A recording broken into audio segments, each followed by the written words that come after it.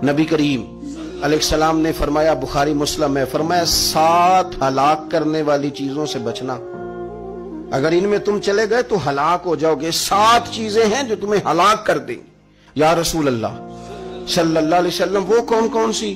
तो हुजूर ने फरमाया, अल्लाह के साथ शरीक ना करना, हलाक हो जाओगे। दूसरा, नबी पाक सल्लल्लाहु अलैहि वसल्लम ने फरमाया, जादू ना करना, हलाक हो जाओगे, हलाक। और यार जिसे हुजूर फरमा रहे हैं हलाक हो जाए, वो बचेगा?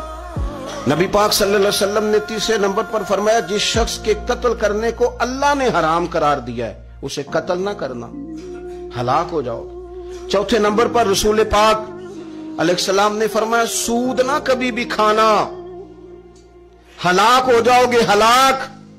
बड़ी बड़ी दलीलें दी बैंक वालों ने, बड़ा समझाया तो आदि साहब मान गए, मोहतरम मान गए, कहने लगे नहीं जी नहीं, वो कारोबार में लगाते हैं। बड़े भोले भाले हैं हम, पता सारा है। और देखो सब कामों के बावजूद मुस्तकिल बैंकों में पैसे उस अकाउंट में रखे हुए हैं जहां से मुस्तकिल सूद आता है। हुजूर ने फरमाया, न करना ये काम। तू कहता मैं सूद पे पैसे लेके कारोबार चमकाऊंगा, तेरे नबी पाक ने तो फरमाया तू हलाक हो जाएगा। तू कहता मैं मिल लगाऊंगा, हुजूर ने तो फरमाया हलाकत है।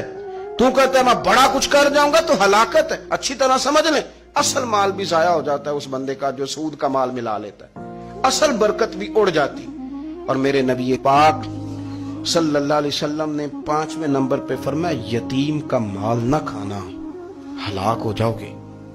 और फिर 6ठे नंबर पर नबी पाक अलैहिस्सलाम ने फरमाया, कुफर से जहाद हो रहा हो तो कभी पीठ फेर के भागना ना, हलाक हो जाओगे।